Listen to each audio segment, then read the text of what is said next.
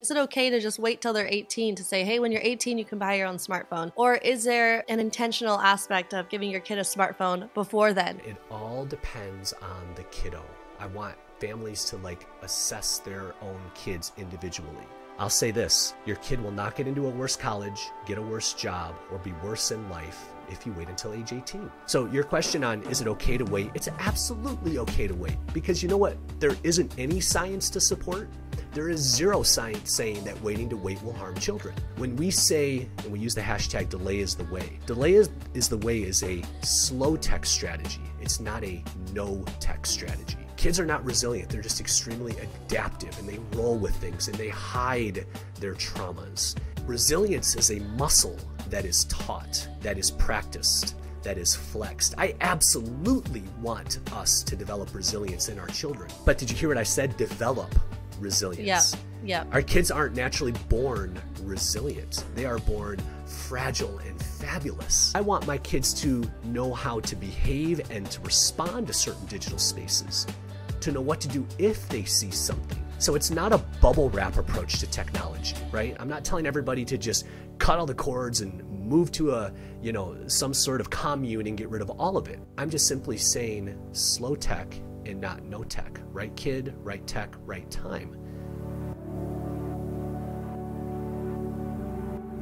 That was Chris McKenna, a father of 4 and the founder of Protect Young Eyes, an organization helping families create internet-safe homes that are free from porn, predators, and problems. The Protect Young Eyes team performs hundreds of presentations at schools, churches, and nonprofits a year, and Chris now serves as a technical expert to some of the world's largest tech companies for Chris's parental control knowledge and experience. His 2019 US Senate Judiciary Committee testimony is an ongoing catalyst for federal and state online child protection laws, and earned Protect Young Eyes the Dignity Defense Alert Award in 2020. In this conversation, we unpack the dangers of kids getting their own smartphone and social media too young, age-appropriate technology, how to keep kids safe while accessing the internet, how to speak to our children about porn, screen addiction, and problems that come with tech use, and keep open and honest communication. The best tips for screen use rules in families, the rise in online sextortion, what childhood was like for us versus what it's become now, and more. You do not want to miss the important information shared in today's episode, so without further ado, let's get started.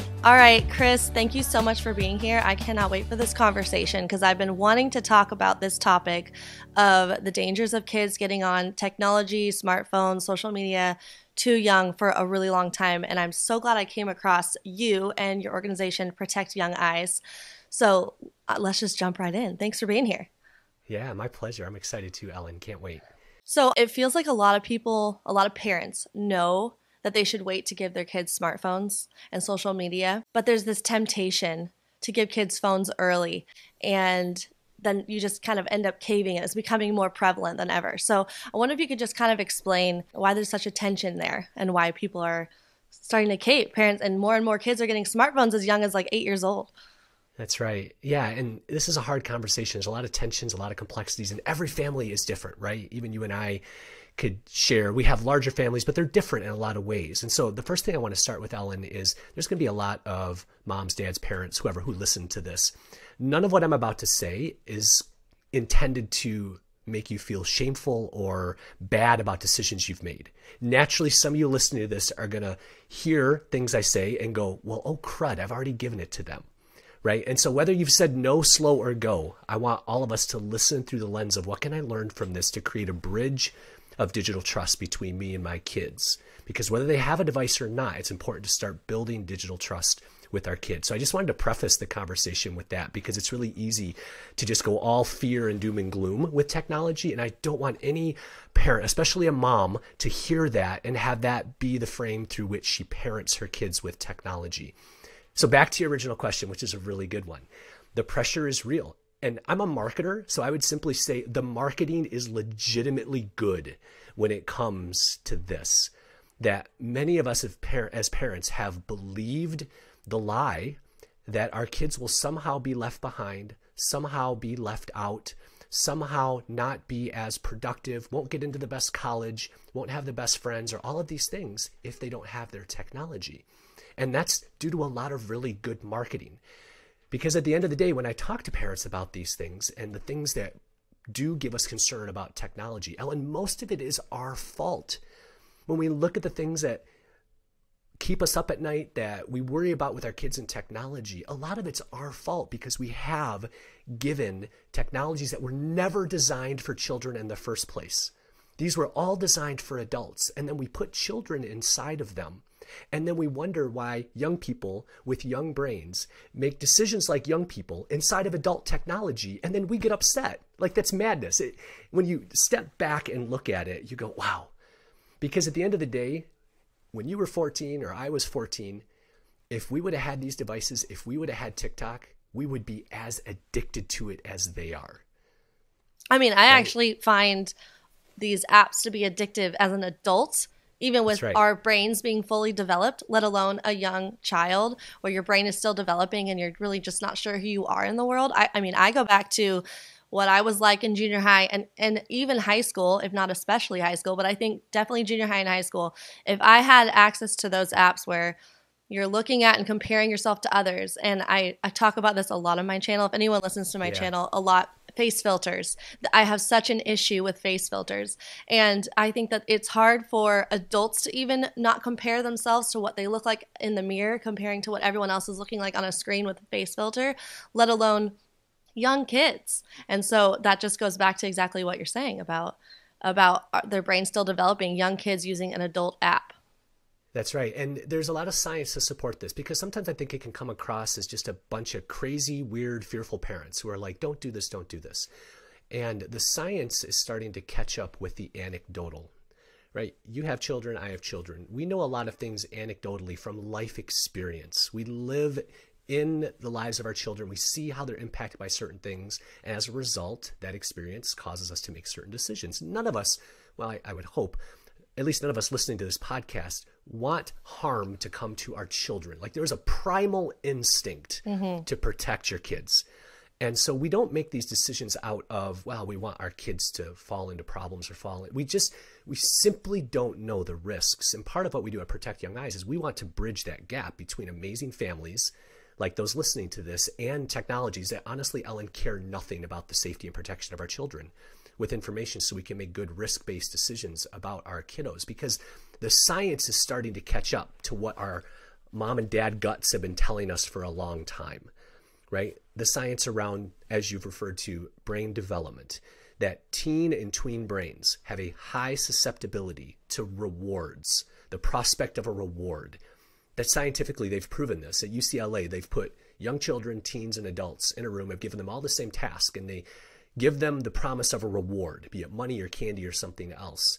And repeatedly, teens, even more than adults, are more efficient and successful at completing the task when given the prospect of a reward. And you even, I think we actually sort of digitally met each other through Childhood 2.0, the movie that a friend of yours referenced. And that's how you're like, hey, I got to connect with this Chris McKenna guy. And there's a scientist in there that talks about young people have a high sensitivity to rewards. Now, why that's important, Ellen, is because when you look at the very structure of social media is built on a system of dopamine rewards that come from a certain number of likes, a certain number of followers, a certain number of views, a certain number of comments. All of those create an anticipation. Dopamine isn't I got the reward. Dopamine is I might get the reward. And social media and the structures in all of those apps are brilliant at dangling that carrot of digital credibility, digital currency in front of us. And as you said, you and I have supposedly fully developed prefrontal cortexes that are able to maybe make better executive decisions about what we should and shouldn't be doing.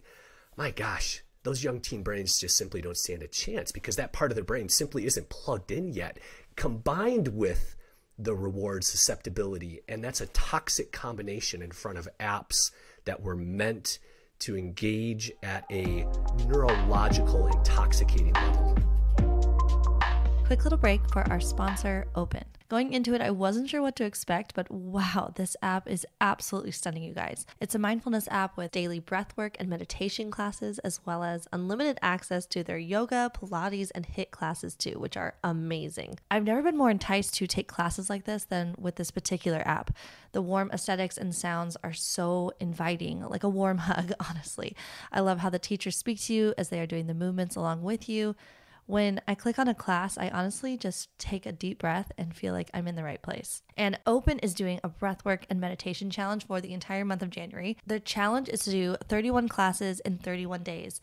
And the best part is that it's free. You get unlimited access to Open for the entire month from January 1st to the 31st. It only takes 10 minutes a day to experience the benefits. I feel so uplifted and powerful, ready to take on my day after I take one of these classes. And what you'll get out of this challenge is invaluable. It sets you up for healthy habits in 2023, keeps us accountable, and we can stay connected with our friends and community with their live classes. And you'll also be entered to win an Open in-person retreat, which is incredible.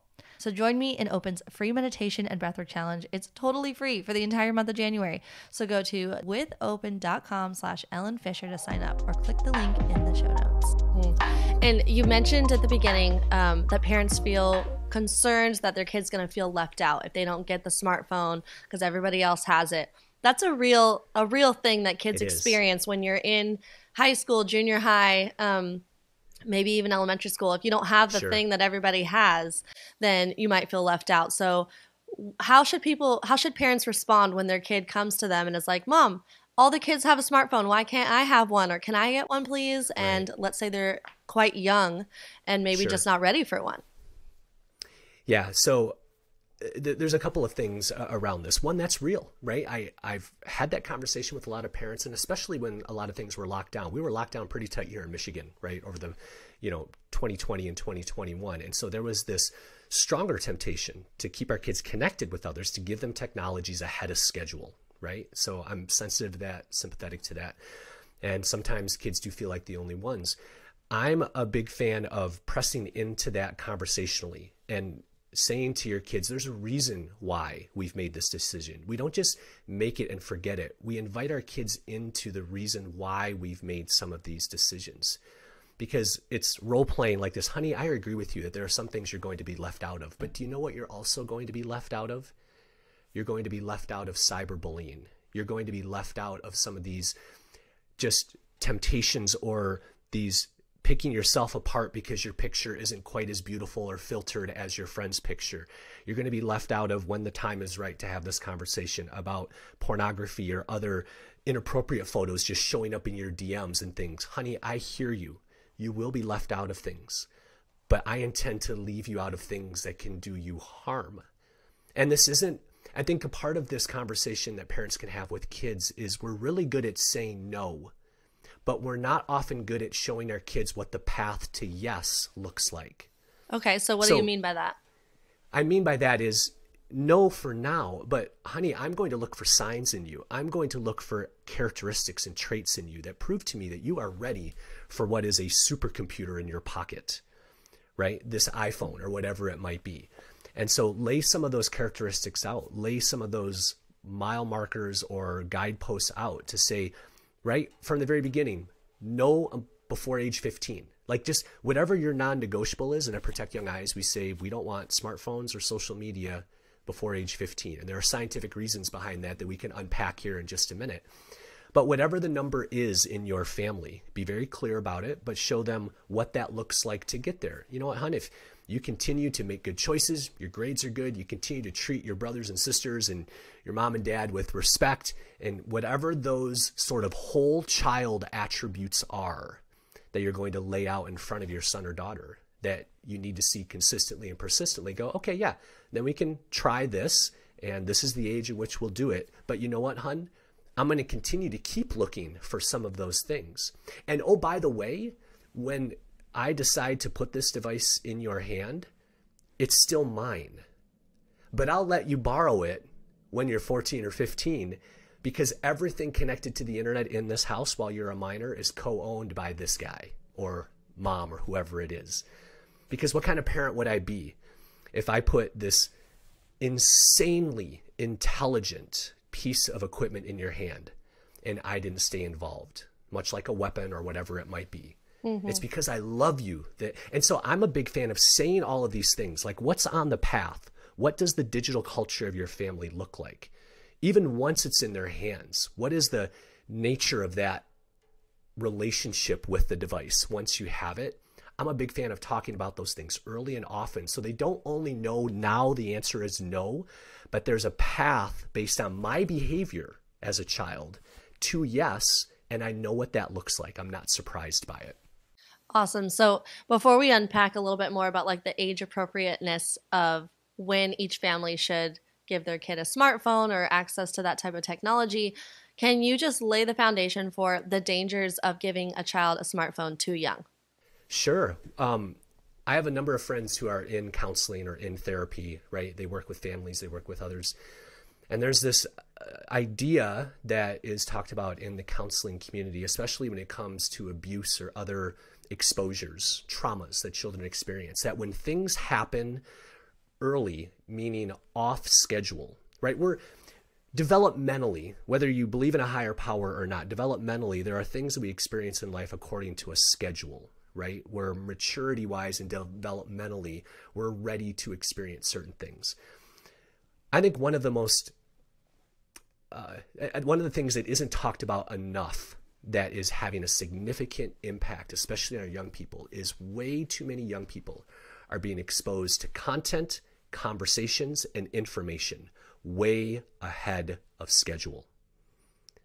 I mean, we can clearly, because it's black and white, right? We don't show young people pornography. Okay, we know that, right? We don't want our sons and daughters exposed to complete strangers on the other side of a screen, right? These are easy things that we can agree to. But what isn't being talked about often enough, Ellen, is what I call the inverse maturity impact of technology. What I mean by that is technology, because it's an information and a connection-oriented tool, it exposes young people to things they're not ready for. Therefore, it's accelerating maturity, right? 10-year-olds in 2022 are what 15-year-olds were back in the 1990s when I was growing up, right? There's an acceleration of maturity because of what they're being exposed to. It's too much, too soon.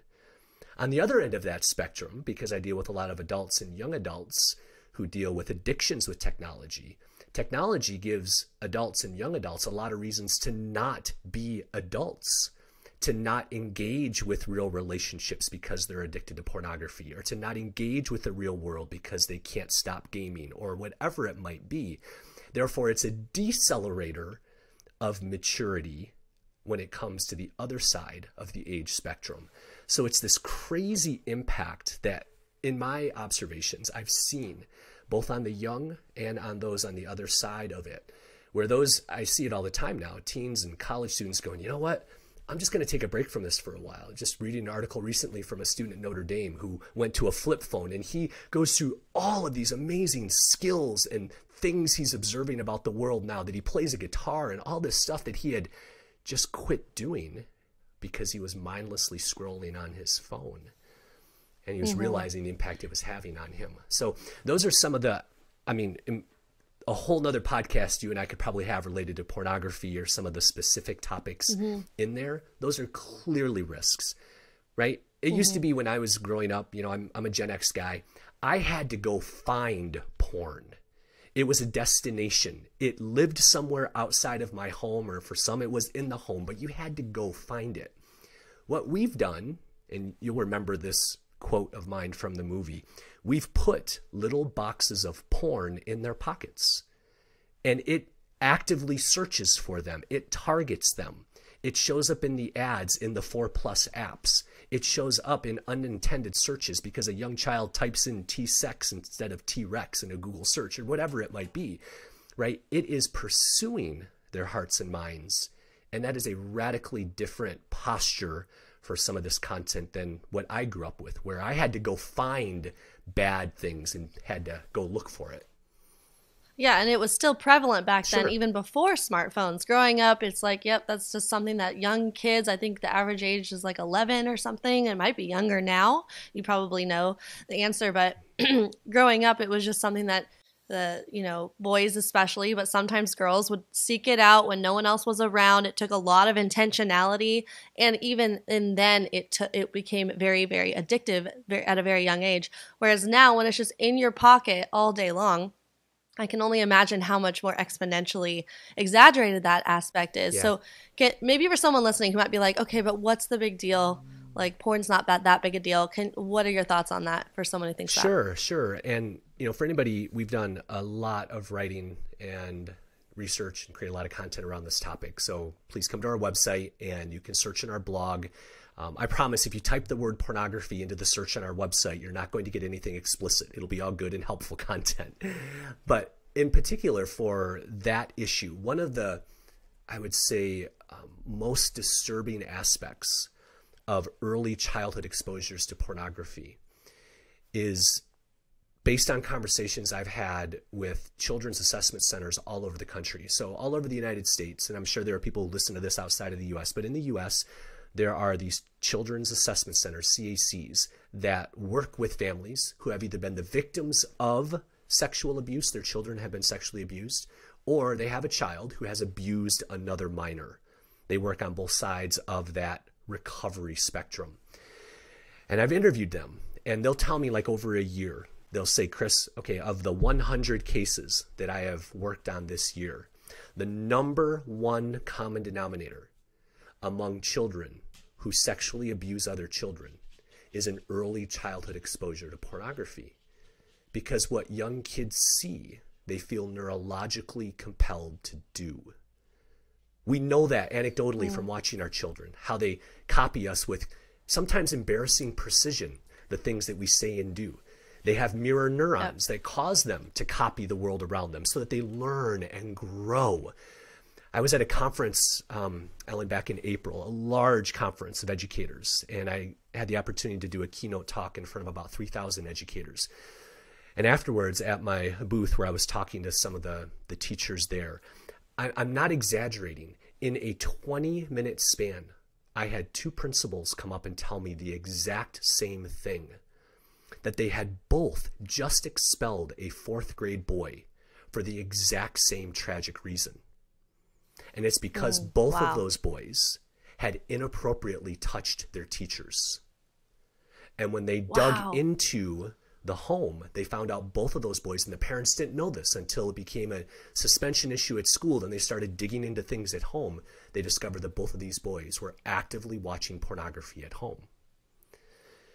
So do you think that that's what's happening, is that the majority of the time when a parent is giving their kids a smartphone, that they just have no idea what's going on behind the front lines when they're not around? Well, I say those things, but I also say most kids make good choices online, right? I want to say that. I want to keep that idea of hope and diminish as much fear in this conversation as possible. I talk in terms of risks. Why? Because before I got into Protect Young Eyes and started this about 7 years ago, for 12 years, Ellen, my job was a risk manager. I did this for large publicly traded companies. I would go in to assess their business processes, find the risks, and fix them so that they wouldn't lose money or lose products in the warehouse, whatever it was. So my whole mindset on the world, professionally and as a parent, is I look for opportunities to mitigate risk around things I care about. And it just so happens right now, it's my kids who I care about the most. And so I want every parent to hear me, that it's not that every time you hand your child a tablet that they are going to be actively looking at and impacted by pornography. But I'm telling you, we live at a time where the risk of that happening has never been greater. Therefore, we have to take both relational and technical steps to prevent as much of that as possible, to mitigate those risks. Yep. And then on top of it, there's the factor that's always been kind of assumed or known, that like when a young person is addicted to porn, that it affects their relationships going forward. Let's say they're not having those extreme examples you just gave about the principals, but just affects their relationships going forward on what they think sex is supposed to be like, what women are supposed to be like. Just that aspect too. Well, we know developmentally, right? We've talked about this, that what you expose young brains to, one of the phrases that we use with our parents is that for all of its complexity, the brain operates according to a very simple principle. And that is, whatever you feed your precious brain is what it learns to love, especially before age 15. Therefore, you do start to shape what is initially a very plastic brain. And I've talked to young adults who, Ellen, in spite of their best efforts and all of the controls and walls in place, they cannot neurologically stop craving pornography because it created such deep ruts in their brain during this critical developmental time. And so it's now, I'm not trying to get into First Amendment issues with adults. I have that conversation all the time because I work a lot on legislation and things. That's a separate topic. But for children, right, we treat minors and children differently. And this is a space where right now we're putting them in adult places and we're expecting them to behave differently. And we don't do that anywhere else. We don't put children in dangerous playgrounds created for adults and then get mad at them for getting hurt or using it like they shouldn't. We don't put young children on adult-sized bicycles without helmets and send them down a mountain in Hawaii and then get upset when they fall off of their bike. We put children in physical places and we give them experiences that are tailored and crafted for children. And we just are not doing that with our technology, and that's what concerns me. Is there ever a reason then to wait until they're 18? Is there ever a hard line, basically, is what I'm asking? Like, is it okay to just wait till they're 18 to say, hey, when you're 18, you can buy your own smartphone, and we're not going to have smartphones before then? Or is there an intentional aspect of giving your kid a smartphone before then? What are your thoughts on, like, I'm guessing every family's different, right? But what are your general thoughts? That's a really good question. And it all depends on the kiddo. I want families to like assess their own kids individually. I'll say this, your kid will not get into a worse college, get a worse job, or be worse in life if you wait until age 18. The marketing is going to try to tell you something differently.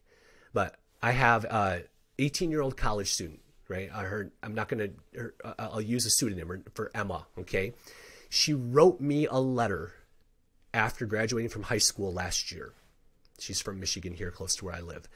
And she wrote me this long email letter about how her parents saw one of my presentations when she was in middle school and made decisions about her technology and decided to prevent her from getting a smartphone and social media until certain ages. And she didn't have social media in high school. And she thanked me because of what it's done to her life and how she has this perspective on relationships. And now she's an advisor on my board because I love her perspective that she has as now a freshman in college, just her seeing the world without it being tainted by social media. So your question on, is it okay to wait? It's absolutely okay to wait because you know what? There isn't any science to support. There is zero science saying that waiting to wait will harm children. But on the other hand, I think sometimes parents believe the fear, and I want to speak into it, is that if I don't let them experience it now, then they'll go off to college and they'll experience it. Maybe some of us had really sheltered childhoods. And then we went off to college and we became just crazy and wild because we didn't have any restraints and we just tried everything, went to all the parties and the bars and all that stuff. And I think that more Gen X and maybe older millennial parent mentality, I don't think that quite translates to this. Because I think what waiting does, and then they go to college and they see their college friends stuck scrolling on their phone for hours. I don't think there's a lot of them that go, man, I wish I had that. Man, I wish that I was up all night gaming and failed my chemistry test. Like, I just don't think that is an apples to apples comparison, even though the fear in our brain might make us go, wow, we have to let them be exposed to it. Now, I want to put a little bit of a caveat around that, Ellen, because when we say, and we use the hashtag delay is the way, delay is the way is a slow tech strategy. It's not a no tech strategy. I am pro technology. My 11 and 12-year-old boys love to play video games. And you know what? I play with them. I'm horrible, but I play with them. Right? And so I want them to be exposed to certain digital spaces. And I want them to know with my guidance what to do when they're in them. Because, Ellen, the truth is I don't control them all. When Cole goes to Ty's house or Blake goes to a friend's house, I want my kids to know how to behave and to respond to certain digital spaces, to know what to do if they see something. So it's not a bubble wrap approach to technology, right? I'm not telling everybody to just cut all the cords and move to some sort of commune and get rid of all of it. I'm just simply saying slow tech and not no tech. Right kid, right tech, right time. We educate them so that they know what to do. One of the phrases we say that goes like this, it's even if you've said no, teach your kids about technology as if you've said yes. Because I still want them to understand how to navigate it, even if it's not theirs, if that makes sense. Right. So how do you have that conversation with your child, and at what age should you be having these conversations with your child about pornography or things they may come across when they're using a screen? I want every single parent who listens to this podcast or watches this video, I want you to make a list of all of the horrible things that you hope your child never experiences online. And then over the next month, I want you to find an age-appropriate way to talk to your children about all of them. Because I believe there is an age-appropriate way to have all of those conversations. We have a post on our blog, and you can find it in Instagram or any other, the social media places we are. That's called How to Talk to a 5-Year-Old About Pornography. And it goes through scenarios and conversations, right? And it's really good. And if you read that, I would ask, someone who reads that to get to the end of it, and I would ask them this question. In that exchange that I went through with my son Blake when he was 5, did I ever use the word pornography once? And the answer is no. But did Blake know exactly what to do if he saw pornography as you and I would define it? And the answer is absolutely yes. Now, I think that very young kids are ready for these conversations. It's a lot of our own baggage and our own fear that we often bring into these conversations that really isn't their reality. We almost impart our fears and we impart our awkwardness on them. Our kids are often ready, and we give them digital confidence instead of curiosity when we give them some of these words and phrases. One of the things you've heard me say, and out of context, it really freaks parents out sometimes, is I want porn to be the norm. In other words, it's a normal conversation. It's a word that doesn't evoke curiosity. It evokes conversation in our kids because they know that mom has talked about this forever. If I ever have a question, and I just, say this too, I want kids to Google us because we're the authority. We're the ones they've listened to. We're the ones that they know is going to give us a straight answer.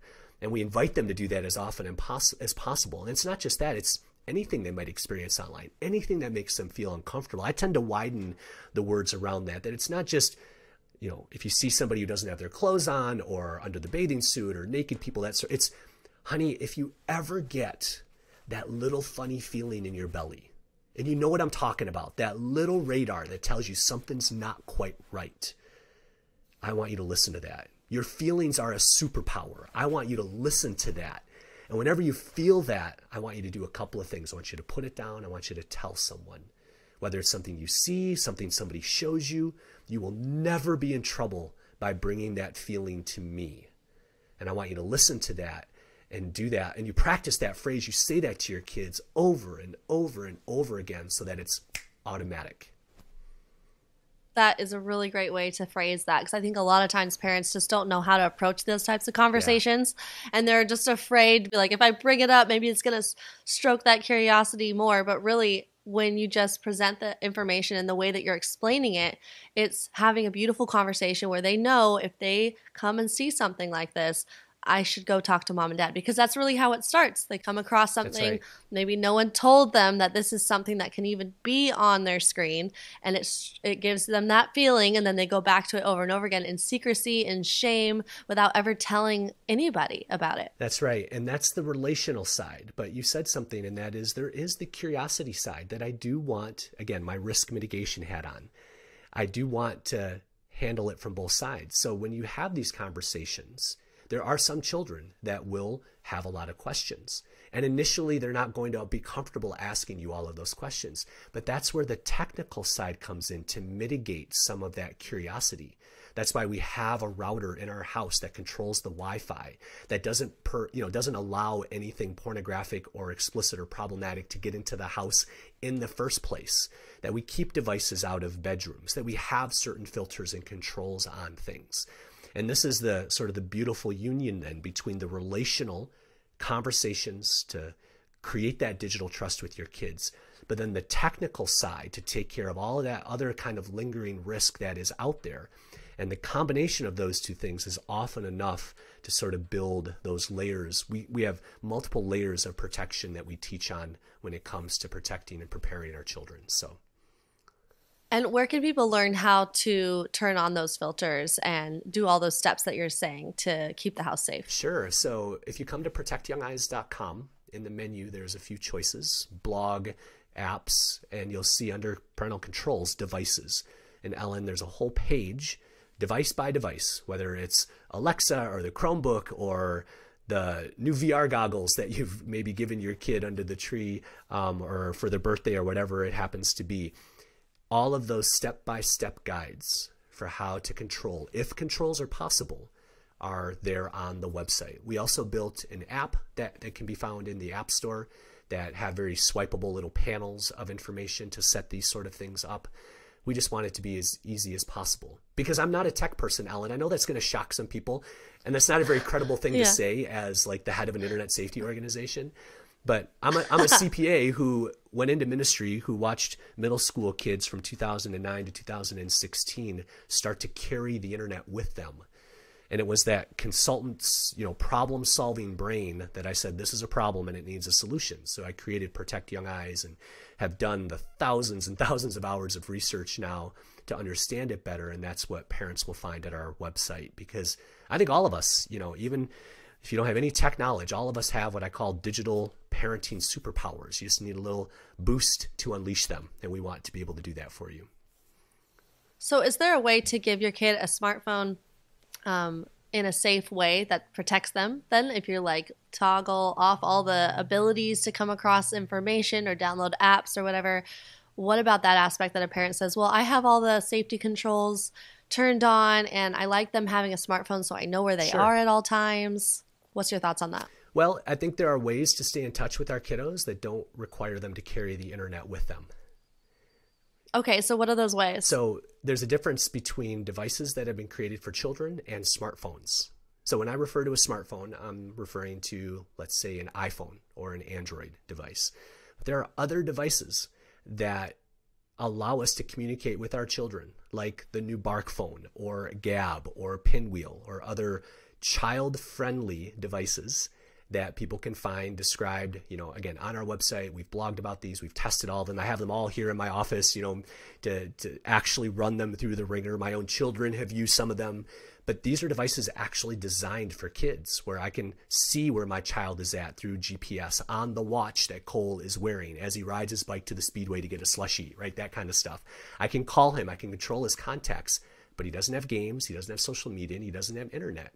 And he doesn't need those things when he's out and about with his friends. But you better believe as a, let's be honest, recovering helicopter parent of 2022, I still want to know where my kiddo is, those sorts of things. Yep. And that's important today. And I understand that. I just, again, it's not no tech, it's slow tech, right tech at the right time. And I think that's a way to do that. So is there a way then on like an actual smartphone to just toggle off those abilities to have access to the internet or apps? Like for some reason, I think that's a common theme and question people have. Like, can I just get my kid a smartphone and just make it safe? Yeah, definitely. There are ways to do that. And you would find all of those instructions on our website. And I'll say that no matter how many toggles and switches you toggle off, there are always going to be back doors. And that's where the combination is important. Don't rely solely on the toggles and the technical to solve preparing your children for digital. If you're going to give your kid a smartphone, it's, hon, I'm going to toggle a few things off. Why? Because I'd be a really horrible parent if I didn't. And I love the heck out of you. And so I'm going to give you this device. And I know, I'm role playing for a minute here, right? I know, honey, that there's probably 17 or 18 back doors that are in TikTok videos that you can find on this device I'm about to give you. But you know what? You're not going to do that because I need some trust here. I need to know that I can trust you with this and you can choose to use it well. And if you do, I'm going to let you keep using it. But if you don't, I'm going to pull it back. And that's where put all of those things that they could do out in front of them.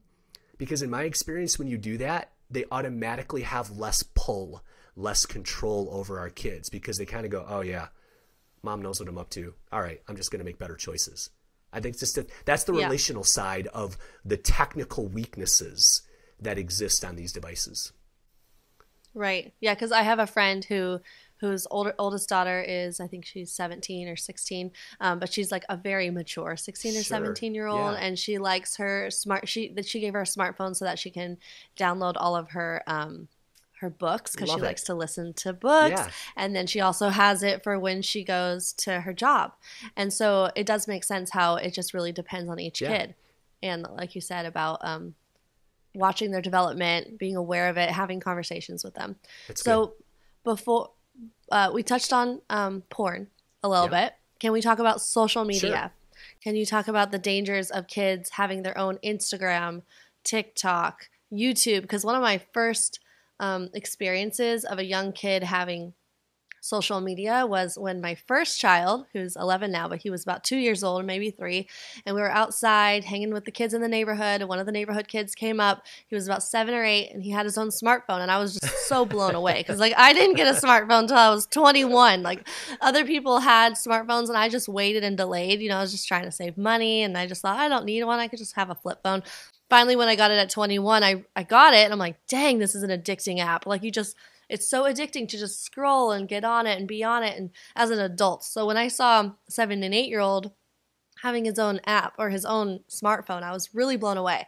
And I saw how quickly he would pull out his phone, pull up YouTube, have on some rap video with like a rap music video, quite inappropriate. And all the kids will huddle around and they're all watching it. No supervision. I'm just standing here with my 3-year-old like, wait, what's going on right now? What do we do? So yeah, let's talk about social media. Yeah. And I'll just make the broad statement that I don't think brains that are not at least 15 years old are ready for those pressures, Ellen. You described what it was like as a 21-year-old. I didn't acquire social media till I was in my 30s. I know from running a business through social media how ridiculously difficult it is for me to put it down and how easy it is for me just to scroll. It's designed to do that. So I would simply say to parents, listen, social media doesn't care about your kid. In fact, social media wants to consume as much time and conscious attention of your child. Okay? It's not going to turn every child into somebody who is depressed. It's not going to cause every child who has social media to want to take their life. It's not going to cause them to be cyberbullied automatically. Again, I'm just saying that the science is starting to point to the fact that all of those things have a greater probability of happening for young people who have early exposures to social media. The science is starting to support that. So again, sometimes that makes me sound like a super conservative parent. But again, I go through the lens of risk mitigation. Why would I put my child in a spot that creates a disproportionate amount of risk for their life? I call it a digital soup, right? In Michigan, because, you know, we're cold at least half of the year here. We get in September, we get into soup season. Okay, we joke about that in Michigan. So we love a good soup. And when you make a good soup, Ellen, you know, a good marinade or whatever it might be with meats and vegetables and spices, whatever it is, right? And a lot of different cultures have good soups. You never quite know how it's exactly going to taste because all the different things you put in there pick up different herbs and spices. Why? Because the meat and the vegetables have different nooks and crannies and crevices, right? All a little bit different. And I think the same thing is true when it comes to our children and social media, right? We drop our children into digital soup. Now, their nooks and crannies and crevices are their experiences, traumas, nature, and nurture. All these things that a human being brings into life, right? The way that we parent them, the things that happen to them, the way that they are genetically, all of these things. Each and every child who gets dropped into that digital soup, because of the complicated combination of their nature and nurture and experiences, is going to come out of that soup impacted different ways. Therefore, it's so complex, I don't know what is going to happen to every child, which makes me go, why in the world would I drop them in there in the first place? Right? It's not a formula. I can't say, okay, if you have a child and you put them in Instagram, this is exactly what's going to happen. It'd be a lot easier to parent if it was that sequential or that linear, but it simply isn't. And so I've looked at the science and I've looked at the evidence and I've looked at tens of thousands of conversations with parents literally all over the world. And I don't just say that to sound hyperbolic. Like, I literally did a parent presentation at the German embassy in Tehran, Iran last summer, and those parents had the exact same questions we do, Ellen, the exact same concerns.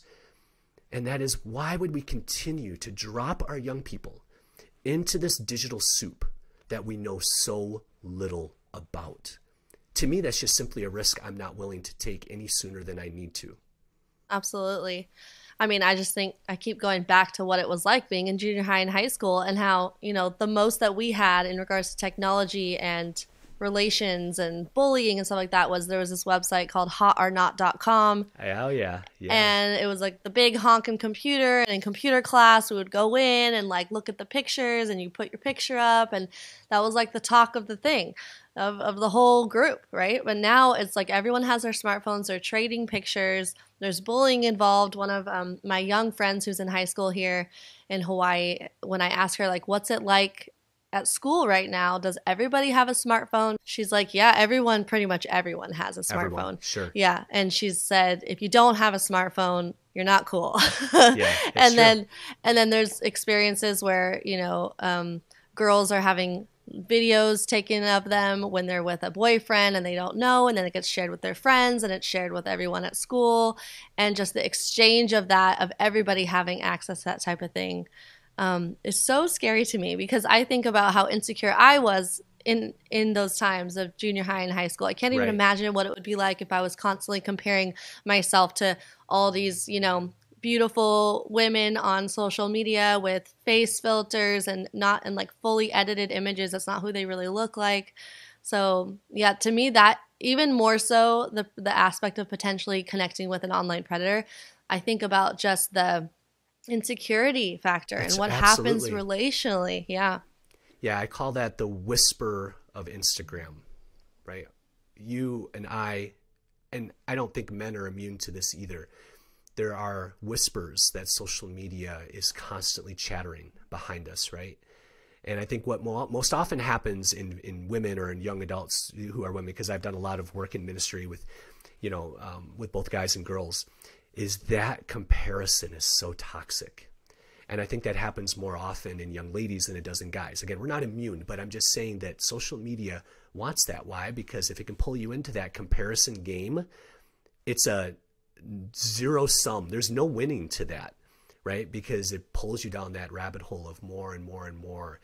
And so you're right, that can be toxic. If I could just, I want to just tell like a 60-second story. So there's a school here in the town that I live in Grand Rapids here. And 4 years ago they decided to remove during the day all smartphones, K through 12. In other words, you can't have them out during the day, right? It's an away for the day policy. And this is not like some small rinky-dink school. This is Division I, 19,000 students or whatever, or 19 buildings across 10,000. It's a huge school district, okay? And the superintendent, who is a gentleman that I've sat down and talked with multiple times, Ellen, he has regular meetings with students. He calls them soup with the super, you know, and he sits down in the cafeteria and has lunch with some of the kids. And he was asking them about this new policy, right? What do you guys think? And it was an 8th grade group that he was sitting down with. And there was an 8th grade girl who said, Mr. Beam, I enjoy coming to school now. And he's like, tell me more about that. Like, what do you mean by that? And she said, and I'll paraphrase a little bit, the full story is in the blog post on our website. What she told him was, when I was in 7th grade, every morning I would spend at least an hour getting ready, because I never knew during the day when somebody might take my picture. And I was so afraid that I wouldn't look good in that picture that was going to be posted online, that I had to look good. And it was this anxiety I had all day long. And she said, now I can be me. Wow, like that can make me cry. Seriously. Well, that's the thing. Like I get teary every time I say it, because I just have such a love for the hearts of young people to be their authentic selves, and how social media just radically wants them to be something other than their authentic selves. It wants to craft them into an algorithmic version of fakeness and things. That I hear a story like that and I just, man, that's what it's all about, right? I want to preserve that beauty and that innocence that children have as long as possible, and that's just not what social media is designed to do. Yeah. And when I was talking to my young friend who's here in high school, I was bringing up the concept of like, have you ever considered the concept of like not having a smartphone, or like, what about face filters? What are your thoughts on face filters? And they're like, oh, whatever. I'm like, but do you see the harm in it? Like, it makes you look different than what you actually look like. And then you look in the mirror, do you feel insecure when you don't have that face filter on? And they're like, actually, yeah. I'm like, what could we do here? Like, how can we prevent this? Because I don't know if we're going to just look back and think, wow, I can't believe we did that crazy social experiment, or if we're going to just keep going in this trajectory and this direction, and us oldies are going to talk about back in the good old days when there was no social media in high school, and they're going to get looked at like you're crazy. So I was asking my friend, like, I was asking my friend, well, what if you guys tried to make it cool to not have a smartphone? Like, what if you guys just got together and was like, because they really liked this idea when I was unpacking, like, you know, growing up, we didn't have a smartphone, and I'm talking about this idea, and they're like, wow, actually, that would be really cool because of there's so much sadness and frustration that happens with it in high school. They were telling me these stories. I'm like, can you get together? Can you just be like, we don't need a smartphone, and that's what's cool? Because sometimes doing the different thing is what's cool. I'm like, is there a case for that, or is there a case for what you said, this example of a whole school shutting down smartphones at school? Is there something like legislatively that we could do, or what are your thoughts on what work do you want to see happen with young kids and social media? Well, there are layers here, right? So there's the child layer, the parent layer, the we'll call it the school layer, the legislative layer, and then the company layer, right? These are the 4 layers. So when I say company, I'm talking like Google, Apple, and the others. Think of it like a triangle.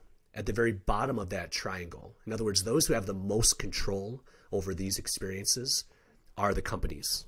They built the technologies, and they could do far more than what they're doing. But unfortunately, what's happened, Ellen, is most of the responsibility has been placed on the smallest part of the triangle, and that is parents and kids to figure this out.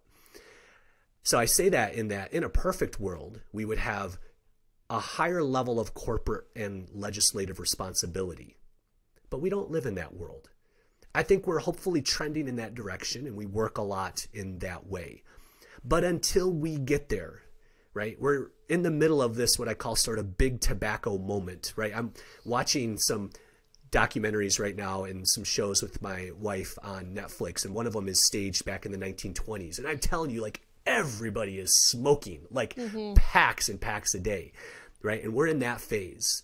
Now, until we get to a spot where maybe we have more science to back up some of these choices that you and I in our gut feel like are the right ones, I love it when kids get together and make some of those choices, when it's their idea.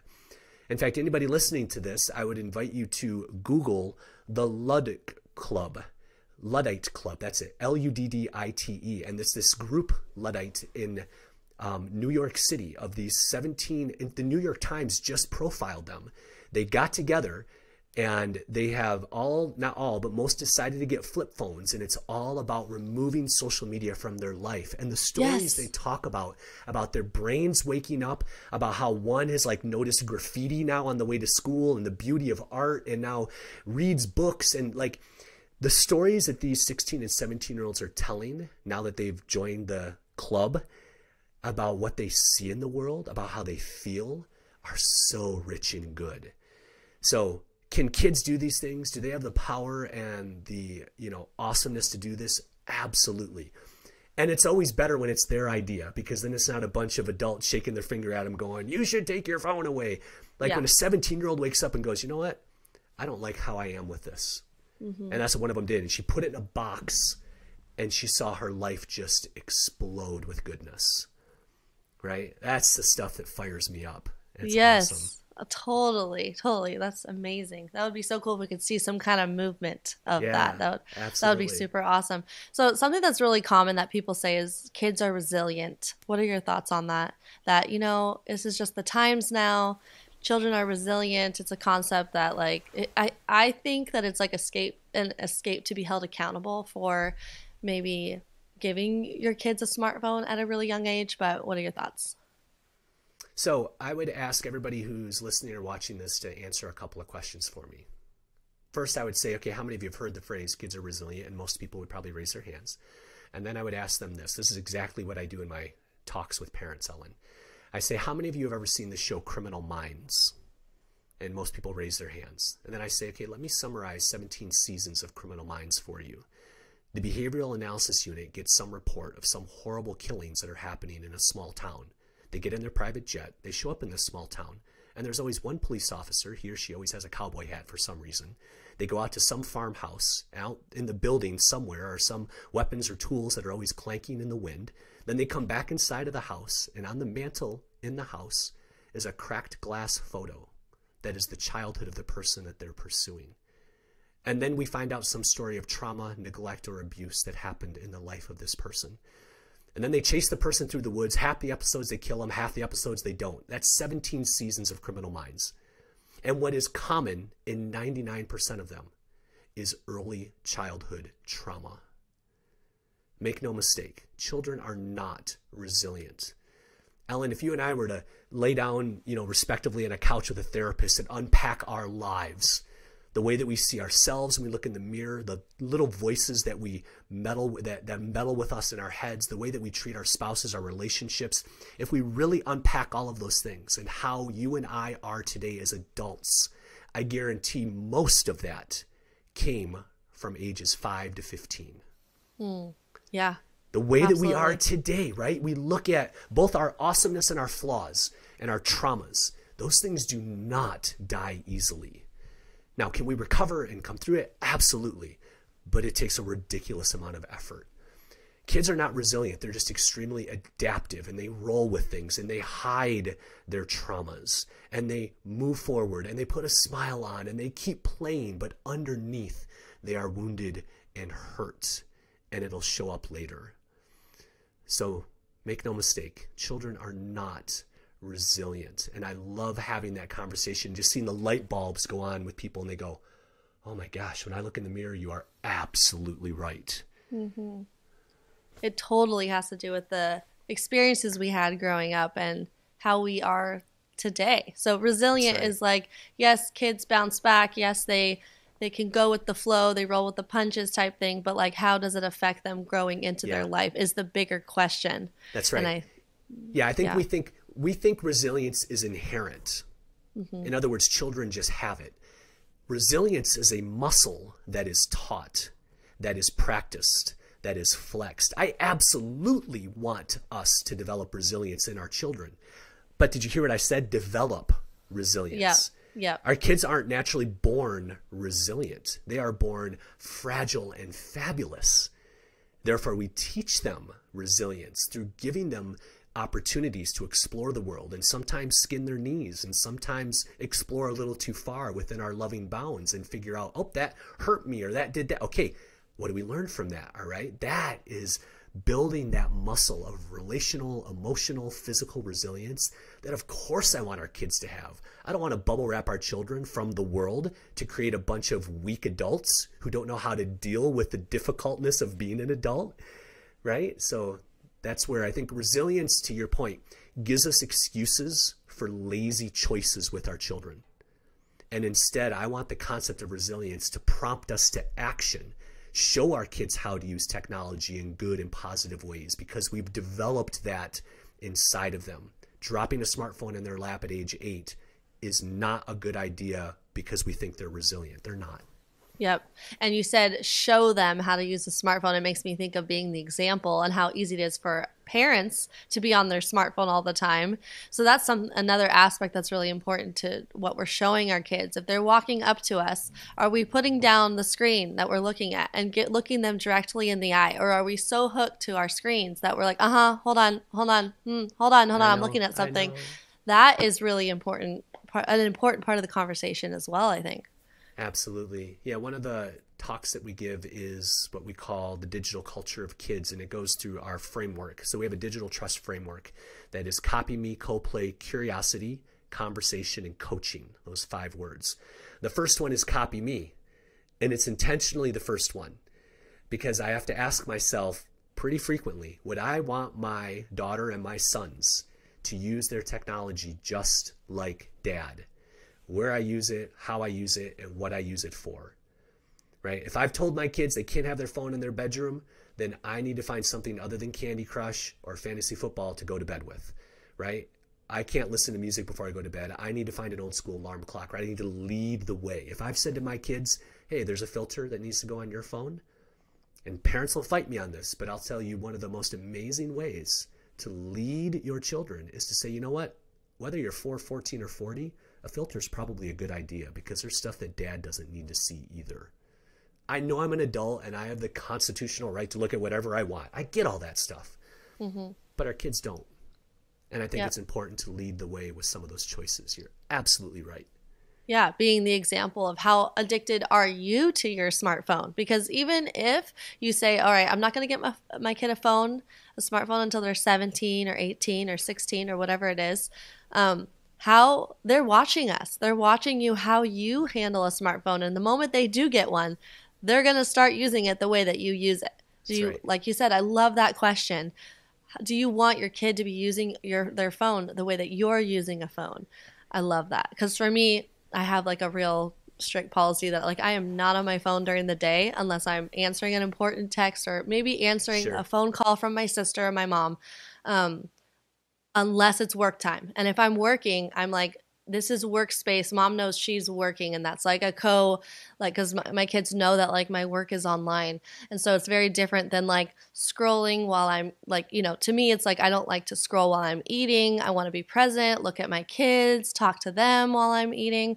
All of that aspect, like don't be on and off throughout the day. When I'm homeschooling the kids, for me, it's like, it's gone. I'm just homeschooling the kids and we're together. So. Yeah, that's amazing. And I think we each need to just take a real honest look in the mirror when it comes to that. That's why Copy Me is the first part of the digital trust framework, because it starts with us. Ellen, I've just come to believe that most of what I do, other than very intentional testing, right, that I have to do for Protect Young Eyes, because we dive into all the places we don't want our kids to so that parents know the risks. But for the most part, I should be able to show what's on my phone to a 12-year-old. I mean, that's why my daughter, Andrea, and we all share the same 6-digit passcode for our iPhone, right? No secrets. My boys, so Cole and Blake, they both know the 6-digit code for my iPhone. And if they want to use it, hey, Dad, can I watch something quick? I got some video I want to watch about some speed run through this game. Okay, cool. Yep, well, here's my phone. And they type it in. They have to ask permission, but they know it. Why? Because I want them to know that there's nothing Dad needs to hide on this thing. That's a powerful example to them about the devices that they use, that there's nothing they need to hide on that device either. So try to lead the way. Yeah. Do you feel like that's different for older kids versus younger kids because of the ability to have self-control maybe when they're younger, like 5, 6, 7, or even 8? At that point, do you feel like it's different to where it's like you don't want them to have the ability to open the phone because that's another level of safety where they could get into something accidentally? Yeah, definitely. Right. So there's an inverse relationship there, that we lean more on control the younger they are, and we lean more on relationship the older they are. Right. So there's a balance there between that technical and relational. Right. I don't want to talk to a 6-year-old after they've seen pornography. I just don't want them to see it. Therefore, I'm going to block and do as much technically as I can to filter that stuff out. Now, when a child's a little bit older, like I'll use my daughter as an example.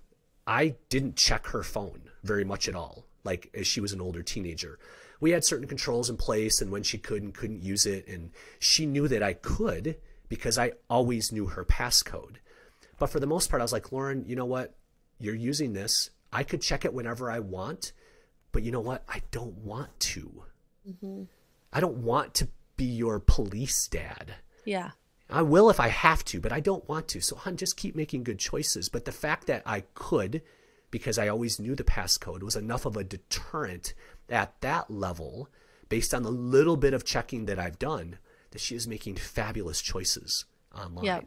Leading with the relationship and the trust and the agency, as opposed to saying to a 5-year-old who has zero executive control, hey, just make good choices, Yeah. Yes. I think that conversation about trust and young kids is so important that often gets overlooked, because I think one of the most prevalent ways that we can explain a healthy relationship and an open relationship with kids and their parents is when their parents trust them. Because I think about growing up how my parents trusted me and my sister, and we never felt a need or desire to hide anything from them. We didn't even have curfews. And so there'd be a time maybe when I was 17 and I would come home a little bit late because I was out with my boyfriend Andrew, who's now my husband. And my mom would say, Ellen, it's a little late. It's 11:30. And I'm like, oh, you're right. Okay, I'm sorry, Mom. I'll come home at 10 next time. 10. I'll be sure to be home by 10 or 10:30 next time. That kind of conversation instead of you are past 10:30, you're grounded, all the things. What we've found is that our friends who their parents were much more like that, very controlling, didn't trust their kid or assume that their kid was always doing something wrong. That's when they would do something that they shouldn't do because my parents don't trust me anyways. I might as well do it. Is kind of what we noticed, that if the parents were hovering or just like not trusting in their kids, that's tended to be our friends who would do the things that they probably shouldn't have been doing. No, you're right. In other words, it sounds like your parents, they treated you with the assumption of good instead of the assumption of naughty. Yes. And that's something I say to parents all the time. It's like, maybe you have a good kid. Just maybe you do. And yes. I think kids, we don't give them a lot of credit sometimes, but having worked in junior high ministry for a lot of years, I think kids can smell the difference in our parenting. Yeah, They've got this little radar and they pick up on it, little ways in our tone and the way we treat them. They can tell the difference between a parent who treats them with a, maybe you're a good kid perspective versus, I bet they're screwing up. They can smell the difference a mile away. Yeah, because I think about like young teenage boys and how when they're addicted to porn, it's a lot of hiding, a lot of secrecy, a lot of going around when the parents aren't looking to go access the computer to look at porn because they're addicted. But in those families, is there trust? Is there open, honest communication when they feel that they can come to their parents and tell them how they're feeling and what's going on, that gut feeling like you mentioned earlier. Yeah. So at first, my initial reaction when you said my kids have my passcodes to all my devices, right? Like iPhone or iPad, I'm like, wait, but then they could totally just go when you're not around to go look at it. Sure. But when you layer on top of it the open communication and the trust aspect, that combination makes complete sense and it resonates with how I was raised and how healthy that is. Yeah, and I still have controls, right? Like I said, I still have filters on my phone, Ellen. I want to show them that even dad needs help with technology.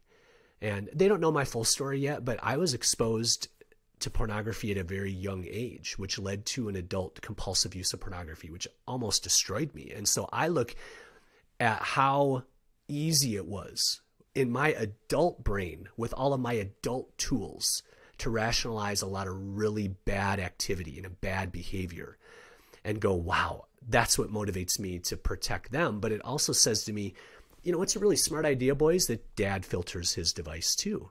Because it's easy to go, wow, porn's not my problem. Okay, whatever it is, it could be gambling, it could be shopping, it could be Candy Crush. I don't care what it is. I mean, whatever it is, eventually the algorithm figures us out. And eventually there are things that we probably spend more time than we should doing.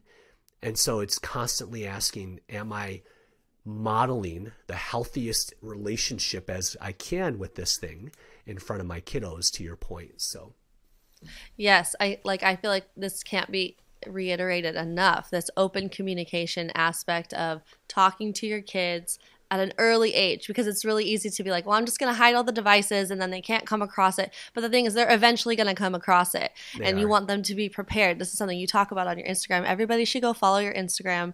It's very helpful and insightful on how to talk to young kids. And that combination of open communication and trust with your kids is going to set you up for a healthy relationship with devices and with your kids. That's right. Digital trust. In other words, we can't be a horrible parent in the real world and expect our kids to make great digital choices. You know what I mean? Like yell at them, and treat them a certain way, and then put rules around their technology and just expect them to do those things, right?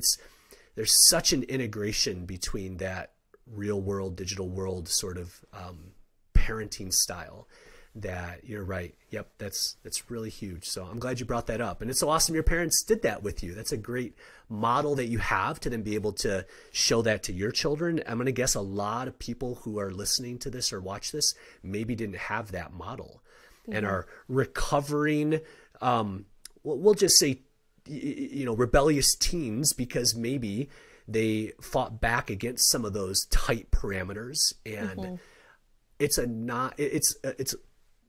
a battle that you will never win, especially in the digital age. If you try to go toe to toe with your kids on their device, you'll lose every time, right? You'll just create a bunch of digital ninjas that find a way around anything. Therefore, we have to engage with the relationship because they're starting at a position more intelligent than we are on the thing that we're trying to control. Right. So pivoting here, can you explain what sextortion is and the difference between childhood when we grew up versus childhood now?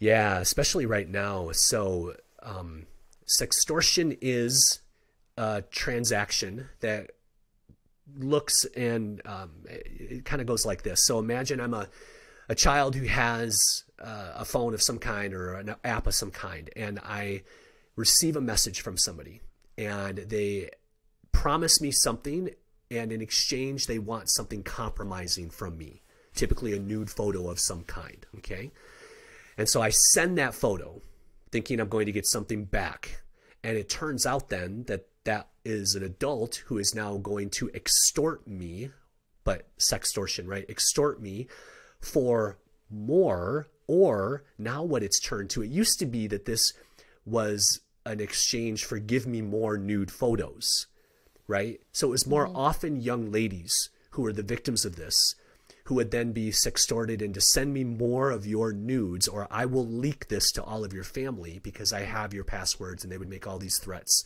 and coerce them. Now, because I just sat through a presentation 2 weeks ago, Ellen, with the National Center for Missing and Exploited Children. So NCMEC, the national, I'd call it the global clearinghouse for online sexual abuse, is NCMEC right here in the United States. And now 93% of cases are boys because it's pivoted to financial sextortion, meaning they don't want more nude photos. They want you to go get your parents' credit card, and they want you to send them some gift card, or go to the with your parents' credit card, go to the local CVS and buy $500, $100 Visa gift cards or something, or whatever it might be. It's all about the money. And why are kids falling for sending pictures of themselves and their bodies to people, strangers online? Well, it goes back to something that we talked about previously, and that is kids are sensitive to rewards. If I'm a young man and I think that there is some beautiful woman or girl on the other side of a conversation who has promised me a nude photo of hers, if I send a nude photo from me, that dopamine reward system compels even really smart, good kids to make irrational decisions. And that's most often what happens. It happened right here in Michigan. Just last year, there was a senior in high school, an amazing young man, football player, homecoming king. And one night, he got coerced into sending a photo. And they threatened in this small community to send this photo to other members of his family, others in the community. And the thought of that was so devastating to him based on who he was and his personality that he killed himself that night. Wow, that's so crazy. It's horrific. And so that thought that my whole family is going to find out, and the pressure, Ellen, is like ridiculous what they do. They will pound them with message after message. I'm going to tell. I've got all this stuff. And we have a lot of information about us out there. So it's really easy for a horrible person to find out just enough about a kid to make them think that they know where they live, or they know where they go to school, and they know who their principal is, or they know whoever, to be able to share something about them. And that is a devastating thought to a child. They would rather die than be embarrassed. And so that's what, so the statistics, the FBI just put out this week, the alarm on this. The statistics are just off of the charts right now. So especially when kids are home more, I want parents to have, whether it's over break or other times, summer breaks, Christmas breaks, other times, I want us to have these ridiculously direct and authentic conversations with our kiddos and say, listen, somebody might send you a photo and they may sound like they're hot, but they're not. They are not who you think they are. Mm-hmm. And I don't care what every hormone in your body is telling you to do. Do not send that photo. And here's a story of a young man in Michigan who did this. There's 12 stories from all the US of these choices that have been made. And Ellen, without getting into a lot of detail, some of the evil that is driving some of this behavior is unfathomable. That in almost gang-like hierarchy, there is a reward if you convince a child to kill him or herself. Like it's a level of evil that is hard to fathom on the other side of that conversation. They do not care if the child takes his or her life. They don't care. Wow. But I want to impress upon the listeners that just based on the data that we have for the last 7 months, 93% of those that are taken advantage of in these sextortion schemes are boys. So this is like gaming likely? Like, do you think it's likely in gaming and video games, or is it social media? 51% of the cases are Instagram. 31% of the cases are Snapchat. And then 18% are a combination of other apps. Okay. So, because other apps, that could mean I'm so bad at like... No, it could be. It could be games that have chat features in them, right? It could be Fortnite. It could be online games through the Xbox or PlayStation. Sure. There's a whole combination. Or WhatsApp. You know, a lot of kids, most humans outside of the United States, WhatsApp is the most popular messaging app used, right? And so that's a large one in that 18%. And so on your website, do you have specifics on how to turn off ability for conversing with strangers on gaming as well, even on your website? Okay, cool. Yeah, that's something I think a lot of people aren't thinking about, because we haven't even talked about the addiction that comes with video games, let alone social media.